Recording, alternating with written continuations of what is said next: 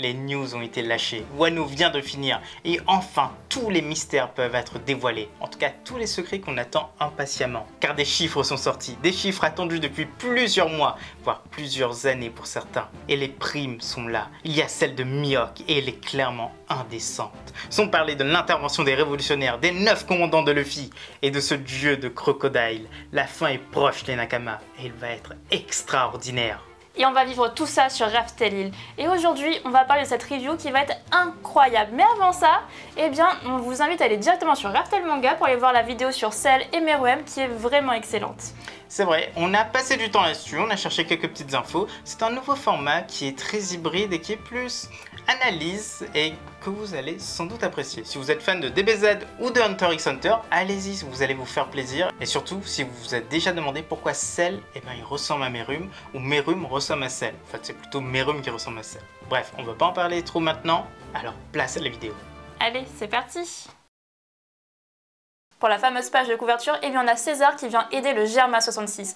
Et oui, il a réussi à repousser avec son gaz Katakuri. C'est assez étonnant, mais du coup il remonte un peu notre estime. Mais ce sera sans doute pas pour longtemps, parce que il suffit d'un gros coup d'explosion de Moshi de la part de Katakuri et le tour est joué. Alors soit le gaz va exploser, ou alors il va juste être dissipé. Katakuri il a des moyens extrêmement bons pour prévenir les attaques de César et aussi pour les dissiper. Donc pourquoi est-ce qu'il va s'en priver? Peut-être un peu blessé, mais déjà ça nous étonne un petit peu qu'il s'est fait avoir par la ruse. Pour nous, il y a deux façons pour que le Germa s'en sorte, et César également. C'est soit que l'arrivée de la news de la chute de Big Mom bouleverse tout, et donc ils ont une fenêtre pour s'évader, ou alors eh bien, un envahisseur quelconque débarque, et ce serait un chamboulement total. Première vraie page du chapitre. Les choses vont déjà mal. Le grand empereur des mers, ce puissant pirate, Monkey D. Luffy, vient d'être capturé. Par qui? Un rival? La marine? Le gouvernement? Eh bien non, tout simplement par Nami. Celle-ci est enragée, elle lui reproche ses actes, avoir précipité le Sun dans le vide, tout ça pour sa petite guéguerre de supernova. Luffy lui présente ses excuses, Jinbei lui, il rigole. Il dit même à Nami que ce n'est pas si grave, que personne n'a été blessé. Et celle-ci s'enrage, elle lui demande d'arrêter de tout lui passer. L'ancien Shichibukai frôle la crise cardiaque en s'exclamant « Le Haki des rois !» Chopper bien caché dit à Jinbei de ne jamais contredire Nami collé dans cet état. Pendant que Franky se dit fier de sa réussite, son bateau a été un chouïa abîmé par la chute, mais rien de plus.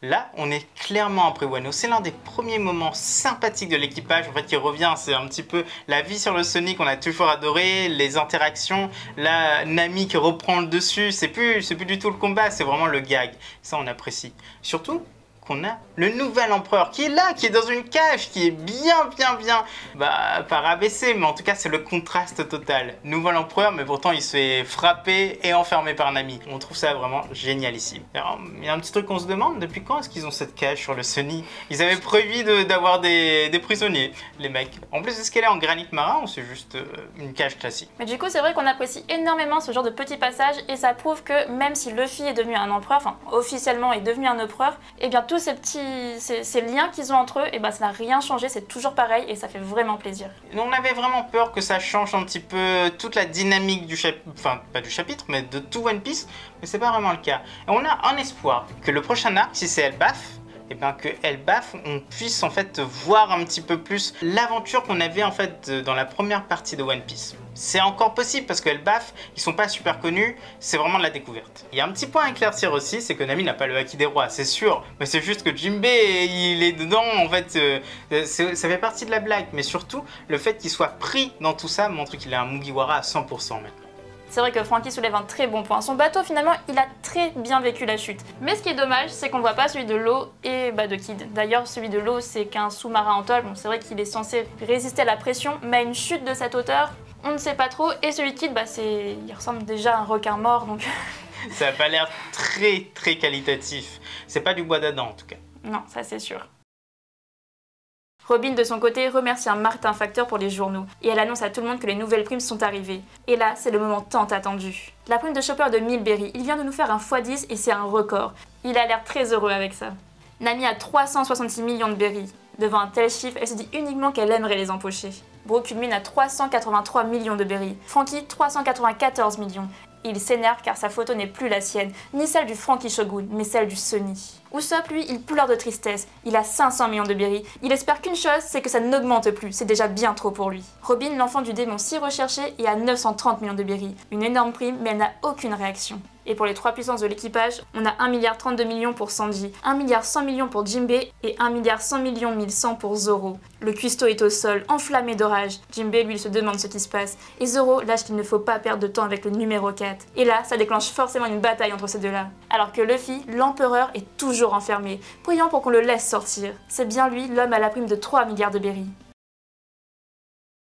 C'est clairement une énorme news. Là, les primes, elles sont folles. On n'avait même pas pensé à autant de changements. Il y en a plein, on est tombé plus juste en fait. Par exemple, la prime de Luffy, on l'avait totalement bien deviné. La prime de Sanji, on l'avait un petit peu surestimé, malheureusement. Mais la prime de Zoro, on l'avait quasiment dans le mille. Donc on est plutôt content. On est vraiment très content. Robin, c'est incroyable ce qui se passe. La fille, elle est passée à presque 1 milliard de berries. Mais ça se comprend parce qu'elle est tellement recherchée que c'est normal. On a aussi cet énorme contraste avec Luffy et ses 3 milliards de berries qui se retrouvent enfermés sur le Sunny. C'est extrêmement drôle parce que du coup, c'est quand même un empereur et il peut rien faire. Il est là, il fait que chialer, supplier, mais il peut rien faire de plus. Et ce qui nous choque également, c'est quand même la prime de Sanji. On est légèrement déçus qu'elle soit inférieure à celle de Jinbei. On ne s'y attendait pas. Par rapport à ce qui s'est passé à Wano, on aurait espéré quand même plus. C'est vrai que Sanji a quand même battu une calamité alors que Jinbei n'a battu qu'un Tobiropo. Bon, après tout ça, il faut relativiser, mais surtout il y a plein de petits points. Par exemple, le fait que Franky n'ait pas son image sur la vie de recherche est assez bizarre en fait comme concept.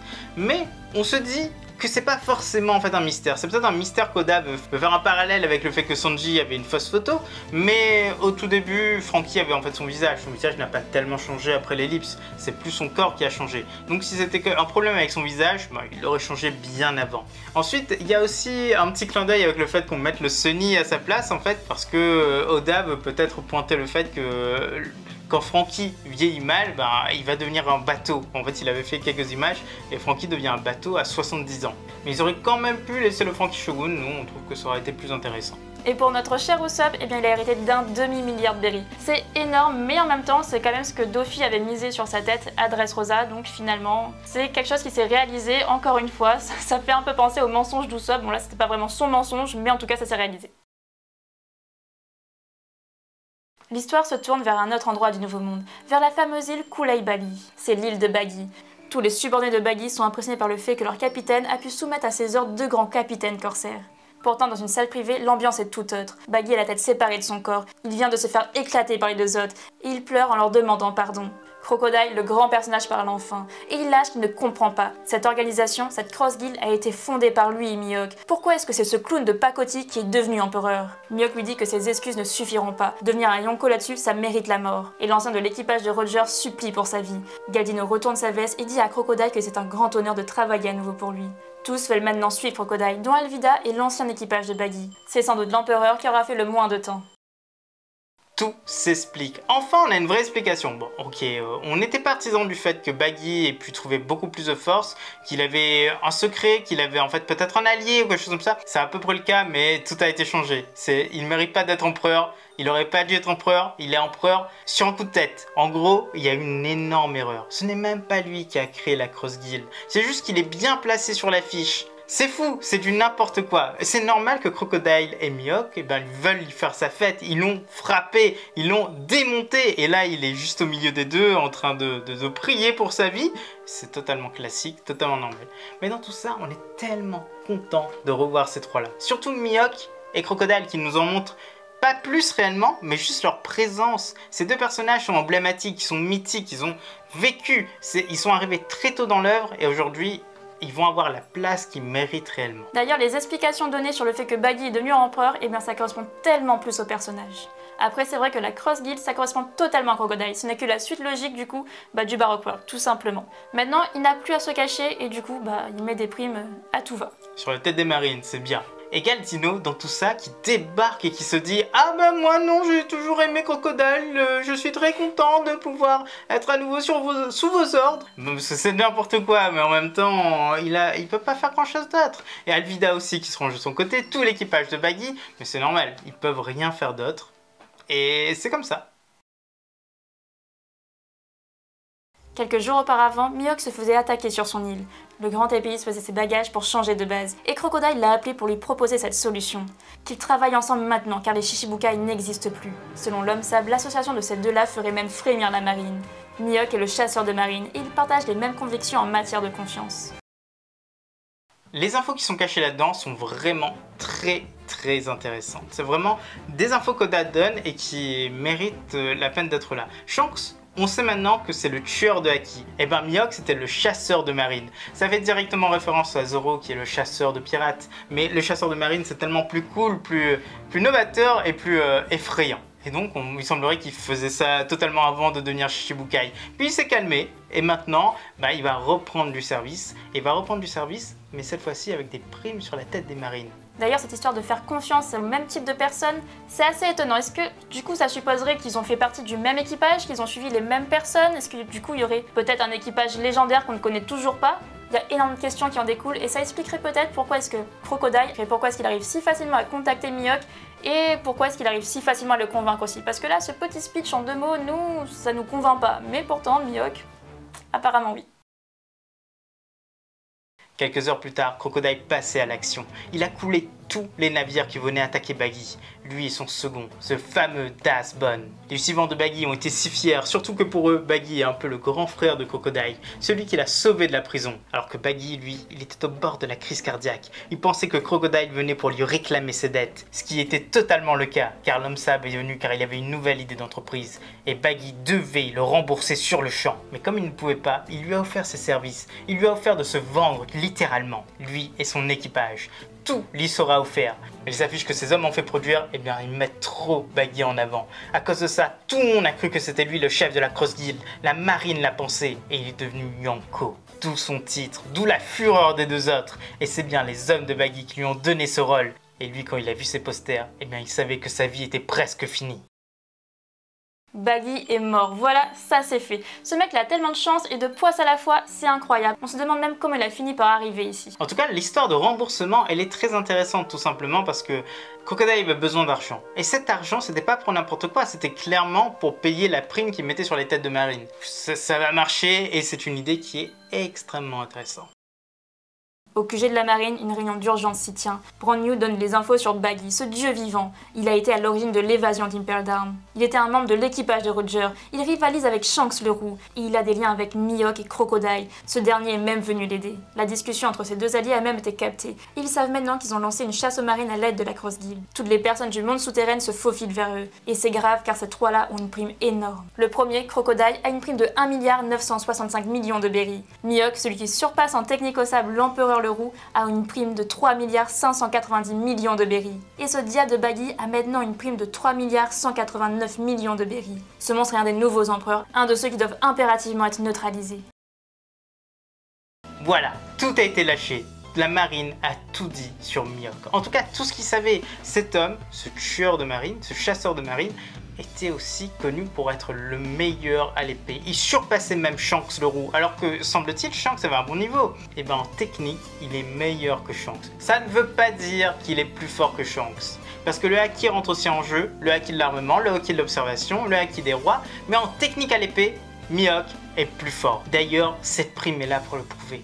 Il a littéralement 3,590 milliard de berries sur sa tête. C'est une prime qui est énorme. Mais là, on se demande aussi, est-ce que ça a toujours été sa prime ou alors sa prime a augmenté après la chute des Shichibukai? Parce que là, c'est quelque chose d'énorme en fait. Et ça justifie tout. Ça justifie qu'il rivalisait avec Shanks avant. Ça justifie que sa place en tant que Shichibukai, en fait, c'était pas une place classique. C'était vraiment une place énorme. Il a toujours été dans le haut du panier. C'est littéralement plus que Barbe Noire lui-même. Alors que Barbe Noire est un Yonko. Luffy est un Yonko. C'est pareil, c'est plus. Baggy, dont la prime vient de dévoiler, et ben c'est plus que pour Baggy également.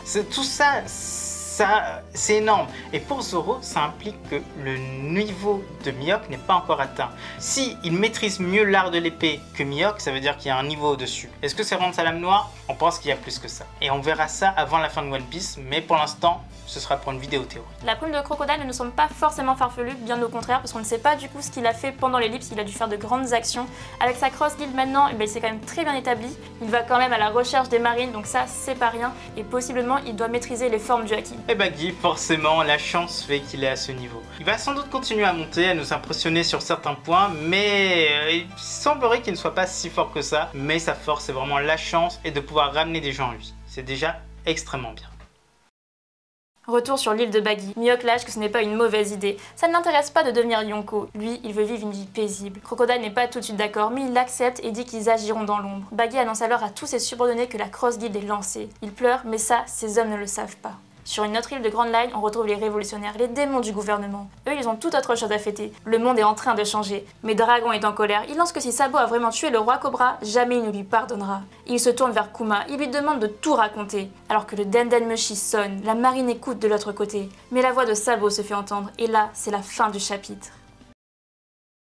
Il y a tant de questions qui sont à poser pour cette fin de chapitre. D'abord, pourquoi est-ce que Baggy a les dents qui ont repoussé directement? Il est encore plus fort que Luffy, il a même pas eu besoin de boire du lait. Bref, réellement, là, on se pose énormément de questions. Il y a la plupart des révolutionnaires qui sont là. Ce que Sabo a fait, personne encore n'est au courant. Personne n'a de nouvelles de Sabo pour le moment. Et l'autre point, c'est que Kuma est présent, il a bien été libéré et ça fait plaisir à voir. Mais en même temps, il est toujours encore un peu sur le joug du gouvernement parce qu'il ne répond pas correctement. On voit qu'il est encore sous servitude et ça fait quand même très mal au cœur de le voir comme ça, mais on espère en tout cas qu'ils vont trouver une solution. Et ensuite, on a les mots de Dragon qui dit clairement que si Sabo a fait ça, il le renie à jamais. Pour lui, c'est pas possible et surtout, c'est quelque chose qui n'est pas à faire. Il ne veut pas attaquer, il ne veut pas tuer les simples rois. Non, c'est les dragons célestes qui l'intéressent et il semblerait qu'il ne veut tuer personne. Même si Cobra est un des descendants des 20 rois d'origine. Donc il n'a pas envie de faire ça. Et concernant l'appel de Sabo, on pense en tout cas que Vivi est avec lui. À mon avis, ils ont vraiment très envie de dire à Dragon tout ce qui s'est passé, de tout raconter.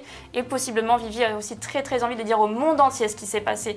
De montrer que Sabo n'est pas responsable de la mort du roi Cobra. Mais plutôt le gouvernement. En tout cas, nous on pense que c'est ça et on pense que c'est ça qui va se passer. Si vous êtes d'accord, dites-le en commentaire parce que ça nous semble totalement logique. Et voici les petites prédictions pour le prochain chapitre. Numéro 1, Sabo explique ce qui s'est passé et surtout il dit que Vivi est avec lui. Elle veut dire la vérité au monde. Numéro 2, Kuma est toujours un esclave. Il ne collaborera pas, mais surtout, à cause de lui, ils vont être pistés et le gouvernement va venir les chercher. Numéro 3, on voit le destin de Boa Hancock et de Wei Wei. Numéro 4, Barbe Noire, le seul qui est encore caché, passe à l'offensive. Peut-être direction Whole Cake, en tout cas nous on l'espère, et soit il sera vu dans les mini-stories, ou alors dans l'histoire classique.